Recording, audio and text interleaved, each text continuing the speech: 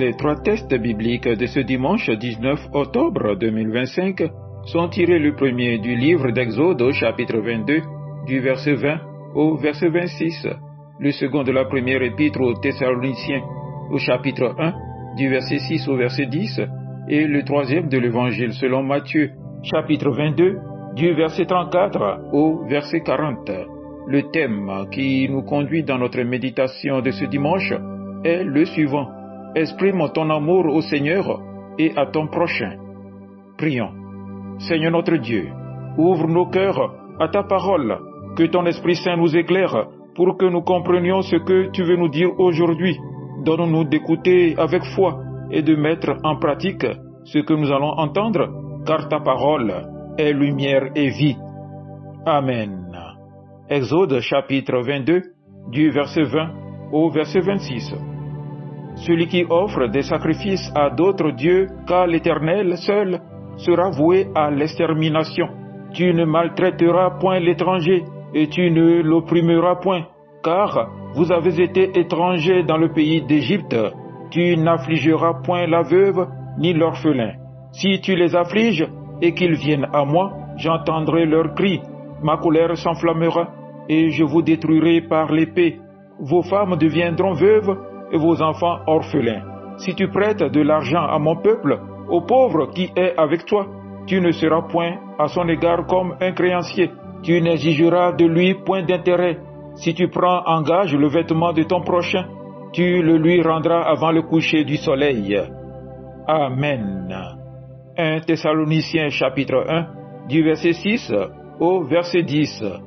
Et vous-même, vous avez été mes imitateurs et ceux du Seigneur, en recevant la parole au milieu de beaucoup d'afflictions, avec la joie du Saint-Esprit, en sorte que vous êtes devenus un modèle pour tous les croyants de la Macédoine et de l'Achaïe.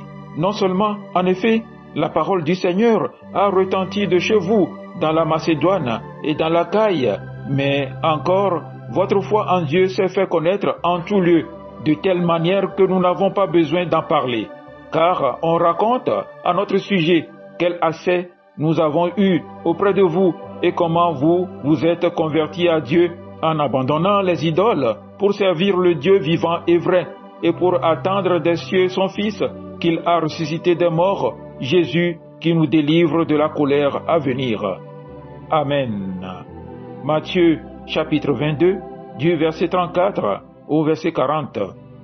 Les pharisiens, ayant appris qu'il avait réduit au silence les Sadducéens, se rassemblèrent et l'un d'eux, docteur de la loi, lui posa cette question pour l'éprouver. « Maître, quel est le plus grand commandement de la loi ?»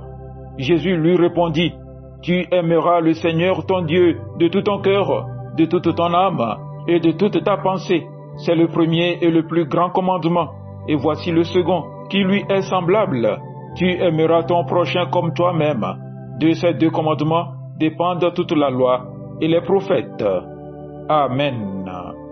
Frères et sœurs bien-aimés, la parole de Dieu aujourd'hui nous ramène à ce qui est au cœur de la vie chrétienne, l'amour. Pas un amour de mots ou de sentiments passagers, mais un amour vrai, agissant, fidèle, qui se manifeste envers Dieu et envers le prochain. À travers les trois lectures de ce jour, Dieu nous montre les trois dimensions d'un même amour. Dans l'Exode, un amour qui agit avec justice et compassion. Dans la lettre aux Thessaloniciens, un amour vécu dans la foi et le témoignage. Et dans l'Évangile, l'amour total et unifié pour Dieu et pour le prochain. Entrons ensemble dans cette parole qui nous enseigne comment exprimer notre amour au Seigneur et à nos frères. La première lecture nous plonge dans l'Ancien Testament, au cœur de la loi donnée à Moïse. Et de là, Dieu révèle que l'amour n'est pas seulement un sentiment, mais un comportement. Tu ne maltraiteras pas l'étranger, tu ne feras pas de mal à la veuve, ni à l'orphelin. Ici, le Seigneur parle comme le défenseur des faibles. Il voit, il entend, il prend parti pour les opprimés. Il interdit toute exploitation, toute indifférence, toute injustice. Autrement dit, aimer Dieu, c'est respecter la dignité de chaque personne. C'est agir avec droiture, refuser de profiter de la misère d'autrui, écouter le cri du pauvre. Frères et sœurs, cette parole est toujours actuelle. Dans un monde où beaucoup souffrent du rejet, de la pauvreté ou de la solitude, le Seigneur nous appelle à être ses instruments de miséricorde. Cet amour qui se manifeste dans la justice, nous le retrouvons sous une autre forme dans la deuxième lecture, l'amour vécu dans la foi et le témoignage des premiers chrétiens. Dans sa lettre, l'apôtre Paul félicite la communauté de Thessalonique. Vous avez accueilli la parole au milieu des épreuves avec la joie de l'Esprit Saint. Ces chrétiens n'ont pas seulement écouté la parole, ils l'ont mise en pratique avec courage et joie malgré la souffrance. Et l'apôtre Paul ajoute, vous êtes devenus un modèle pour tous les croyants. Leur foi rayonnait, leur amour inspirait, leur témoignage touchait le cœur. Pour cela, aimer Dieu, non pas seulement dire Seigneur, Seigneur, mais vivre d'une manière qui attire les autres vers lui. Aimer Dieu, c'est laisser sa parole transformer notre vie et devenir un signe vivant de sa présence autour de nous. Et justement, dans l'Évangile, Jésus vient nous montrer le cœur de cet amour en résumant toute la loi et tous les prophètes en 2 commandements essentiels. Les pharisiens posent à Jésus une question pour le piéger. Maître, quel est le plus grand commandement de la loi? Et Jésus répond sans hésiter, tu aimeras le Seigneur ton Dieu de tout ton cœur, de toute ton âme et de tout ton esprit. Et tu aimeras ton prochain comme toi-même. Voilà la clé de toute la foi chrétienne. Aimer Dieu, c'est l'aimer entièrement, de tout son cœur, dans nos sentiments et nos désirs, de toute son âme, dans la prière et la fidélité, de tout son esprit, dans nos pensées et nos décisions. Mais Jésus ne s'arrête pas là.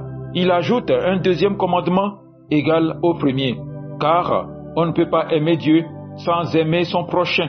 L'amour du Seigneur et l'amour du prochain sont comme les deux faces d'une même pièce. Si j'aime Dieu sans aimer mon frère, mon amour est illusion. Si j'aime le prochain sans Dieu, mon amour se fatigue vite. C'est au point de rencontre des deux que se trouve le vrai amour chrétien, celui qui vient de Dieu et qui se traduit dans la charité. Ainsi, les 3 lectures se rejoignent pour nous tracer un même chemin. Un vrai amour fort et cohérent. Un amour qui unit le cœur tourné vers Dieu et les mains tendues vers les autres.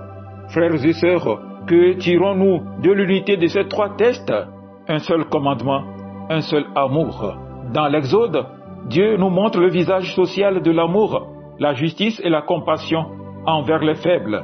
Dans la lettre aux Thessaloniciens, l'apôtre Paul montre le visage missionnaire de l'amour, une foi joyeuse qui témoigne. Dans l'Évangile, Jésus révèle le visage parfait de l'amour, aimer Dieu et le prochain inséparablement.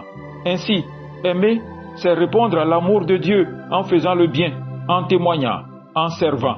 C'est le résumé de toute la loi, le chemin du royaume, le centre de la vie chrétienne. Frères et sœurs, comment vivons-nous cet amour dans notre vie quotidienne?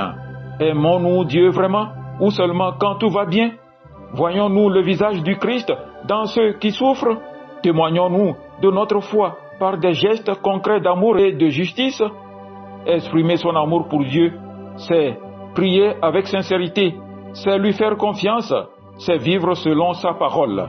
Exprimer son amour pour le prochain, c'est écouter, pardonner, aider, servir et aimer sans condition.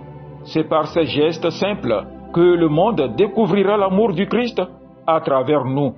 Bien-aimés dans le Seigneur, l'amour est le résumé de tout l'Évangile. Il est la loi suprême du royaume et la marque du disciple. Tous reconnaîtront que vous êtes mes disciples si vous avez de l'amour les uns pour les autres, nous dit Jean 13, verset 35. Aimer Dieu et aimer le prochain, c'est le même mouvement, la même respiration. L'un nous relie au ciel, l'autre nous relie à la terre. Que le Seigneur nous apprenne à aimer comme lui-même, sans mesure, sans peur, sans limite. Amen. Joyeuse journée dominicale à vous tous.